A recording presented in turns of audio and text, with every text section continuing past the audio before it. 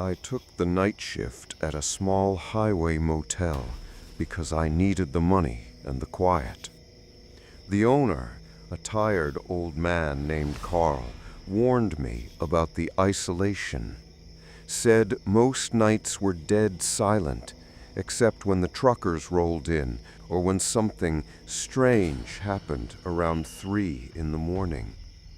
He didn't explain what he meant by that, and I didn't ask.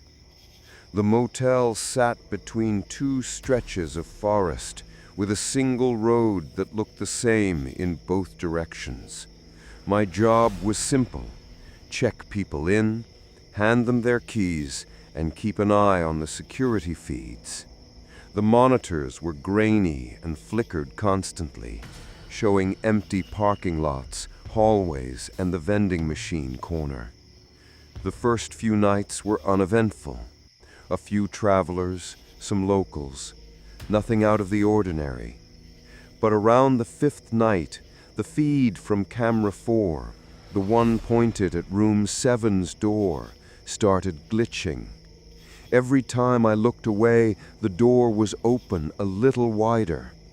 I thought it was just bad wiring.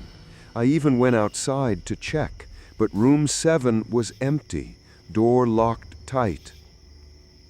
When I came back, the monitor showed the door open again, and this time someone was standing in the doorway. I froze.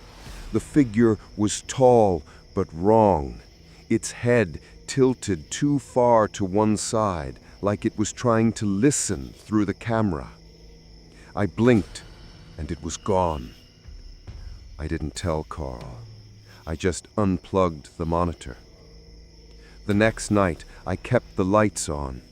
Around 2:57 a.m., I heard the bell at the front desk, the kind that rings when someone enters. I looked up, but there was no one there. The door hadn't moved. No footsteps, no sound except that faint hum of the old air conditioner. Then I saw the key for room 7. It wasn't hanging on the board anymore. I checked the registry. No one had checked in. My stomach dropped when I noticed the feed for camera 4 was on again, even though I had unplugged it. The image was static-filled, but I could make out that same tall figure standing outside the front office now, its face inches from the glass, not moving, not breathing. When I blinked, the feed cut to black. By sunrise, the key was back on the hook. No one came in or out. Carl came in at 7 a.m. I told him I wanted to quit. He didn't argue, just nodded and said, "Yeah, most people don't make it past their first week." When I asked him who that was on camera 4, he looked confused. He said, "Camera 4? We only have 3.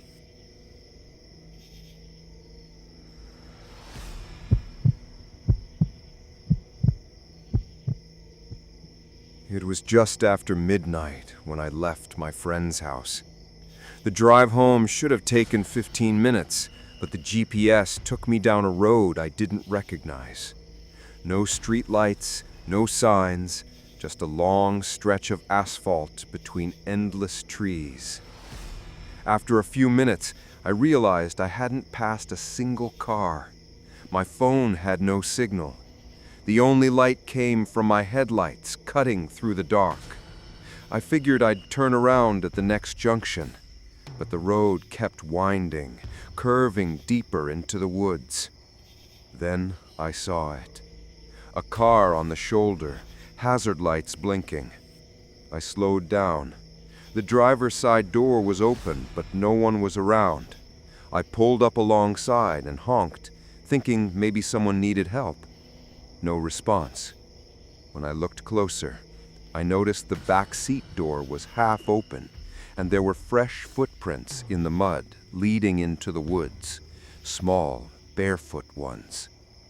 Something about it felt wrong, so I decided to drive on and call for help once I got service. I pressed the gas. The road curved sharply, and my headlights caught something on the side of the road. A man standing perfectly still, facing away from me. He was wearing all white, barefoot, his clothes stained at the edges. His hands were twitching at his sides, slow and jerky, like he was trying to wave but couldn't. I swerved around him and didn't look back. After a few minutes, I glanced in the rearview mirror. The hazard lights from that first car were gone, but the man, he was standing in the middle of the road now, exactly where I had passed him. My GPS beeped suddenly, rerouting. It said, "Continue straight for 1 mile." I looked down for a half second, and when I looked up again, he was right in front of me. I slammed the brakes. When my car stopped, he wasn't there. I didn't sleep that night. When I checked the map the next morning, that road didn't exist.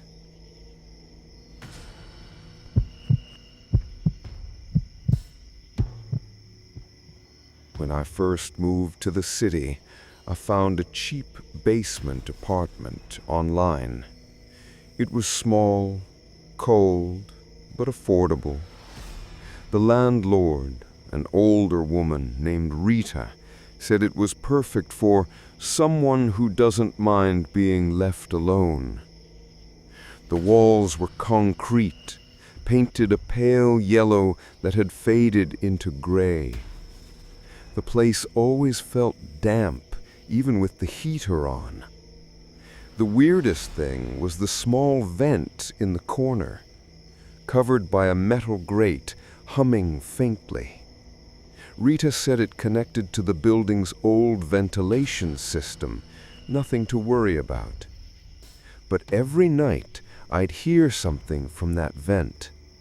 Not the sound of air, more like a whisper, too faint to understand, but too rhythmic to be random.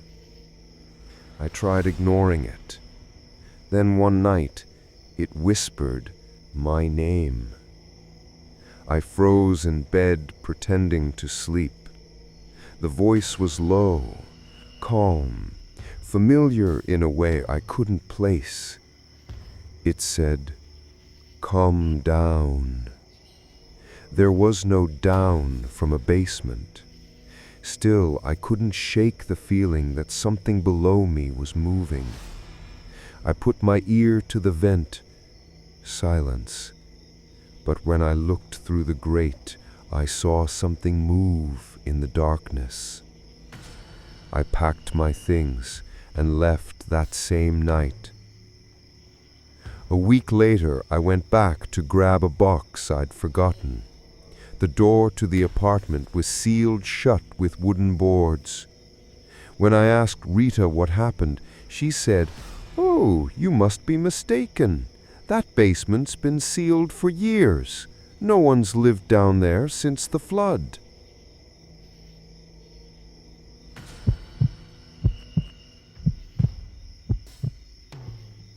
I deliver for a local courier company. Mostly night shifts. It's quiet work, and I like the peace. One night, I got a delivery order marked urgent. No return address, no sender info, just a house number on the outskirts of town. The GPS took me down an empty dirt road. The house was huge, completely dark except for one light on the porch. The package was small, heavy, wrapped in plain brown paper with no label except "For You." When I knocked, no one answered. I left the box on the step and turned to leave. But the moment I stepped off the porch, the front door creaked open. I called out, thinking someone was inside. No answer. I went back, pushed the door open just enough to set the box inside, and that's when I noticed it. There were dozens of other boxes, all identical, stacked neatly in the hallway. Each one had "For You" written in the same handwriting. Something moved upstairs, slow, dragging steps. I turned and ran. When I got back to my truck, I looked in the rearview mirror. The porch light had turned off, but the front door was open wide now. The next morning, dispatch asked me why I delivered to that address. I told them it was in the system. They checked. There was no such address on file.